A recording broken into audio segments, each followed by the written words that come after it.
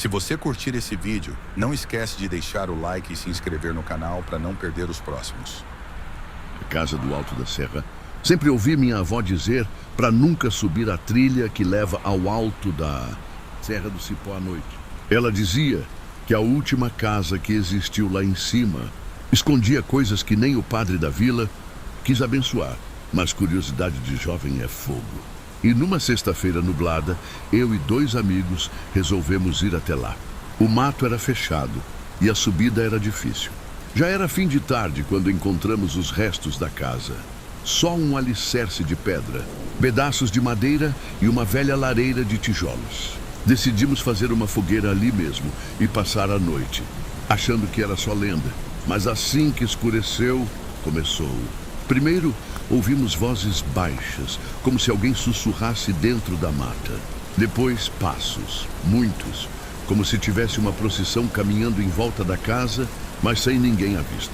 Um dos meus amigos, o Raul, começou a rir do nada. Um riso estranho, forçado, e disse que a casa tinha chamado ele. Antes que eu ou outro amigo pudéssemos falar algo, Raul entrou sozinho na mata. Corremos atrás, mas não o achamos. Em vez disso, vimos um vulto branco se arrastando pelo chão, emitindo um som rouco como se sufocasse. Voltamos correndo para a vila. No dia seguinte, os bombeiros e os matutos da região subiram com a gente. Achamos as pegadas de Raul, que iam até o fundo da mata, mas elas paravam de repente. Nenhum sinal dele nunca mais foi visto. O mais estranho, quando contei à minha avó, ela só disse: a casa levou mais um. A noite do gado estático.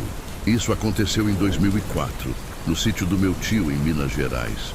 Eu tinha 19 anos e fui passar uma semana com ele ajudando na lida com o gado.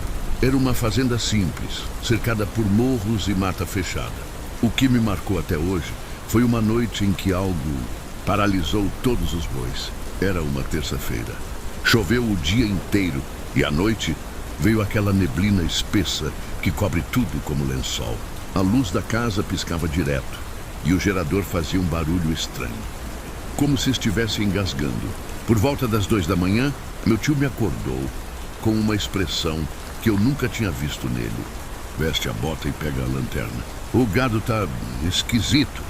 Fomos até o pasto. O que vimos parece cena de filme. Todos os bois, mais de 40 cabeças, estavam parados. Mas parados mesmo, sem piscar, sem se mover, como se estivessem congelados no tempo. Nem mugido, nem respiração pesada. Só olhos arregalados e fixos num ponto atrás de nós. Viramos ao mesmo tempo. E lá, entre os arbustos encharcados da cerca de arame, havia algo se movendo. Era alto, muito mais alto que um homem, mas caminhava devagar, como se flutuasse. E tinha um brilho, como se fosse feito de vidro molhado. A lanterna falhou. O gerador da sede desligou.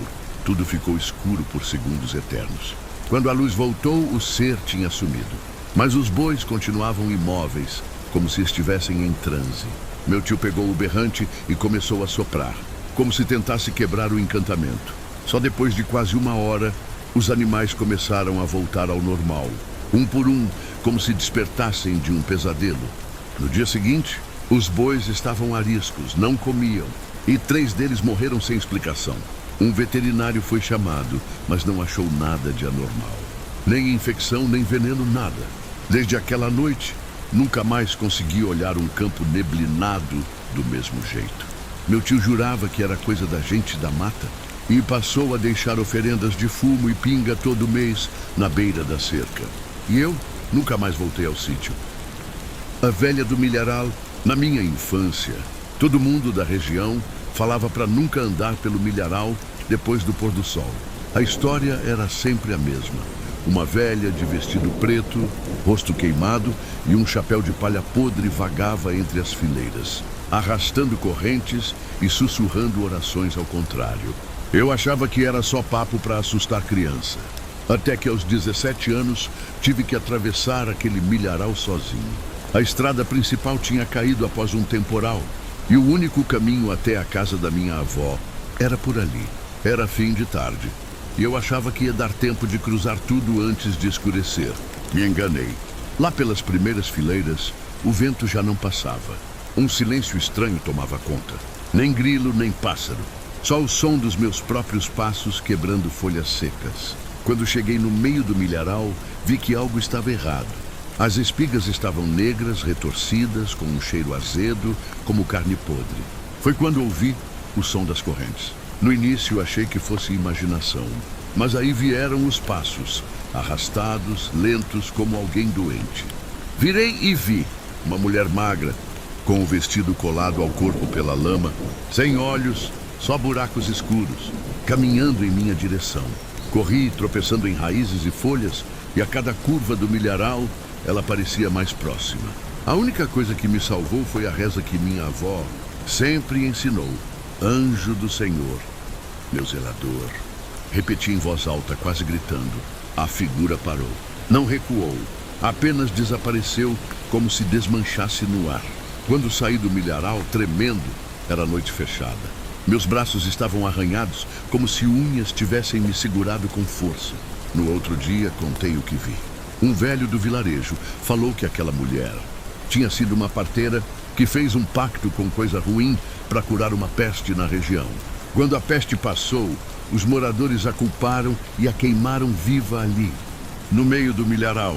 Desde então, ela vaga à noite procurando quem a entregou. A vela que nunca apaga. Foi em 2011, quando fui contratado para ajudar numa fazenda antiga que ficava isolada, nas montanhas do interior da Bahia. A propriedade tinha fama de mal assombrada, mas o dinheiro era bom e eu precisava. O dono, seu Agenor, era um velho estranho, de poucas palavras, e me deu uma instrução peculiar. Nunca entre no galpão velho atrás do paiol e se vir uma vela acesa lá dentro, não apague. Nunca. Achei aquilo uma superstição besta, mas prometi respeitar. Passei semanas cuidando dos animais, arrumando cercas e evitando o tal galpão. Até que numa madrugada, acordei com um cheiro forte de enxofre e vela derretida. Saí da rede e vi, lá do outro lado da fazenda, uma luz tremeluzente dentro do galpão, como se uma vela estivesse acesa mesmo.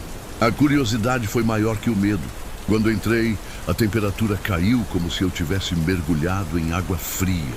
No centro do galpão havia uma vela branca, num castiçal de ferro, acesa sobre uma pedra.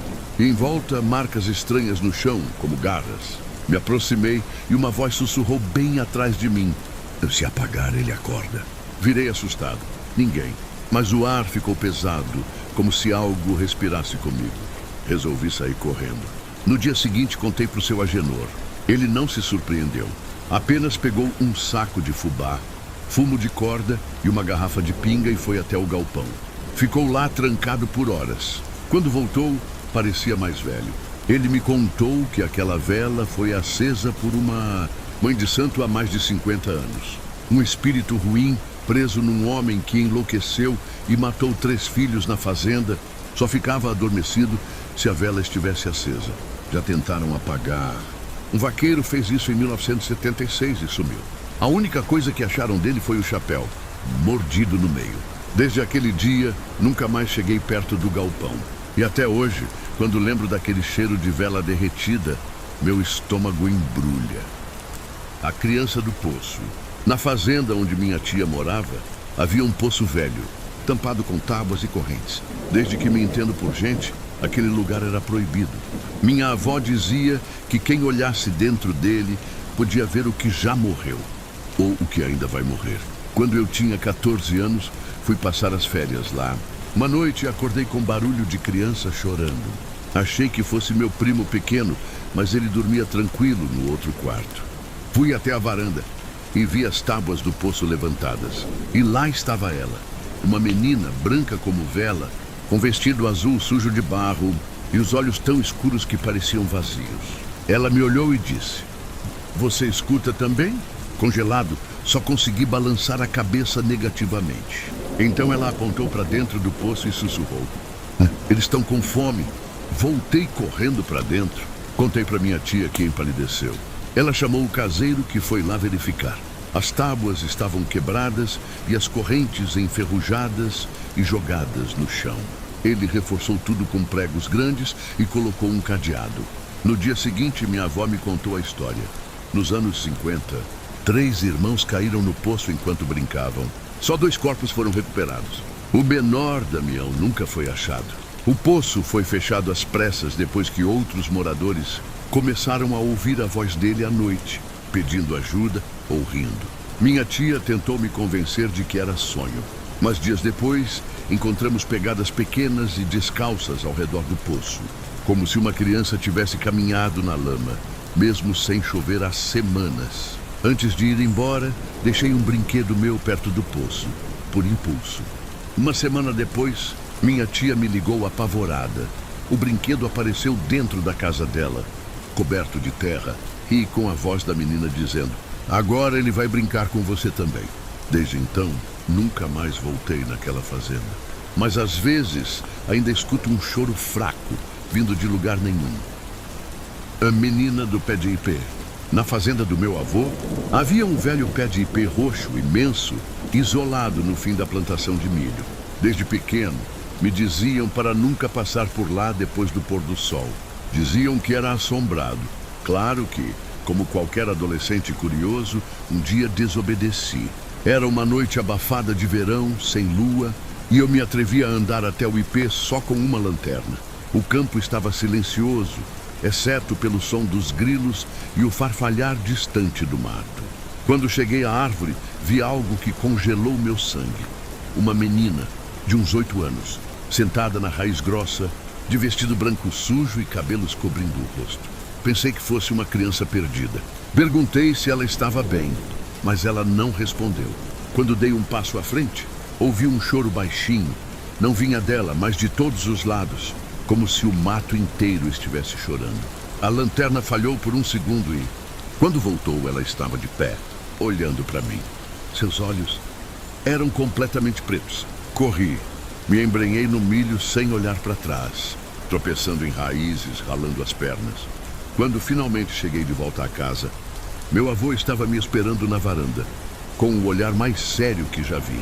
Antes mesmo que eu dissesse qualquer coisa, ele falou: "Você viu ela, né? A filha do fazendeiro que morreu ali, enforcada no ipê, faz mais de 50 anos. Desde aquele dia, nunca mais cheguei perto da árvore. E toda vez que o ipê floresce, dizem que o vestido branco da menina fica manchado de roxo.